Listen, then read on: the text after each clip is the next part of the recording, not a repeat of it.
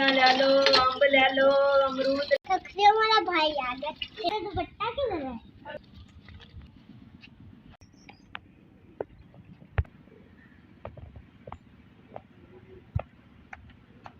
भाई खखड़ा कितने की है?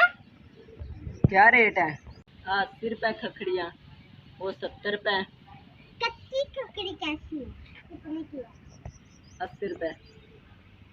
और वो जो काटी वाली वो भी है नहीं।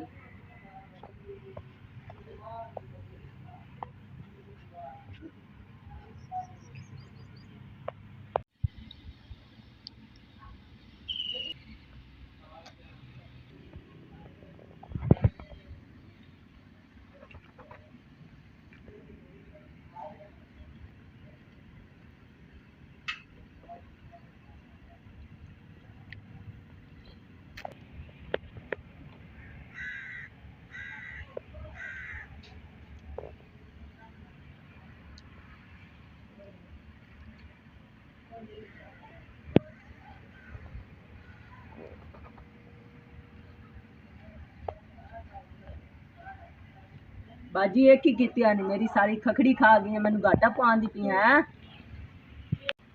तो रुकदी नहीं पी है, मेरी सारी खखड़ी खा गई, मैनू घाटा पान दी पी है। तू तो क्या 80 रुपए 100 रुपए ते मैं कहां मैं खांदी पईया। मेरा मतलब है कि 80 रुपया ते भी एवं ही है, मतलब क्या भी 80 रुपये ही है। तभी मैं तो नहीं है आज बाजी को ला पूछवा।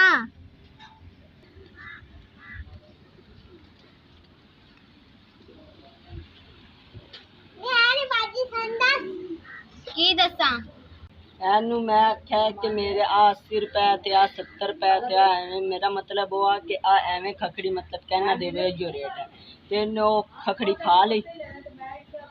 तू दस बाजी ने आखा 80 रुपया 90 रुपया ते एवं मैं तो एवं खा ली। मैं सही गल कीती।